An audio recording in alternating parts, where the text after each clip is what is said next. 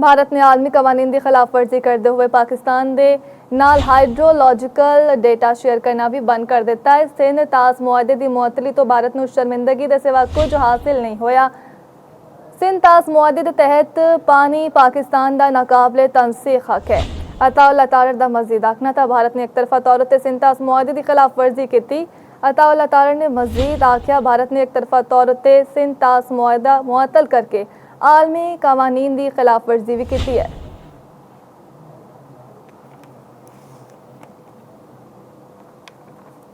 इसी उत्ते मजीद गल करन लई साडे नाल मौजूद है सीनियर एंकर पर्सन शुमाइला नियाज। जी शुमाइला नियाज, भारत ने एक तरफा तौर पर सिंध तास मुआहदा मुअत्तल करके आलमी कवानीन की खिलाफ वर्जी की है, की कहोगे तुसी? कंसीडर ही नहीं करती हैगी। और दूजी गल है कि भी पंजाबी च कहंदे ना कि दसलाना बंदा फलानी चीज़ का कोई मामा तो नहीं लगता हैगा। और इस सिंध तास मुआहदे का भारत वैसे भी मामा नहीं लगता हैगा। और ये लिखिया भी होया है कि इनू कोई भी पार्टी यकतरफा तौर पर मुअत्तल कर ही नहीं सकती, ठीक है। और ये खाम खास पिछले एक साल तो यही चीज़ रिपीटेडली बोलता आ रहा है कि जी मैं फिर पानी बंद कर देना है, मैं खिलाफवर्जी कर देनी है।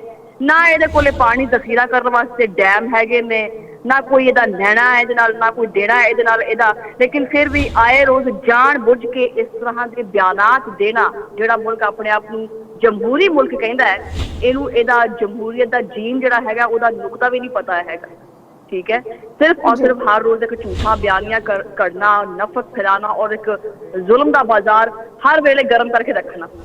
और बेसिकली सिंध तास मुआहदे के उत्ते मसला पता की है? मसला यह है कि भारत दे विच वैसे बड़ी अग लगी हुई है।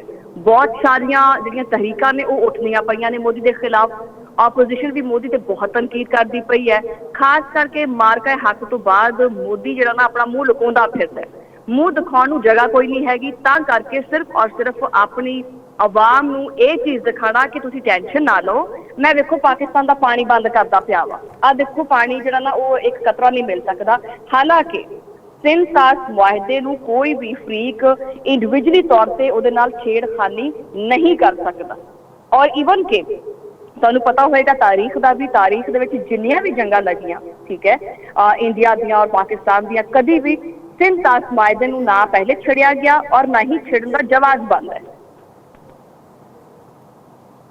शुमाइला नियाज, अगर सिंध तास मुआहदे का मसला मुसलसल रहा तो सिंध तास मुआहदे उत्ते मौजूदा तनाज़ा सिर्फ पाकिस्तान ते भारत का मसला रहेगा या पूरे जनूबी एशिया के स्ट्रैटेजिक इस्तेहकाम लई भी खतरा बन सकता है?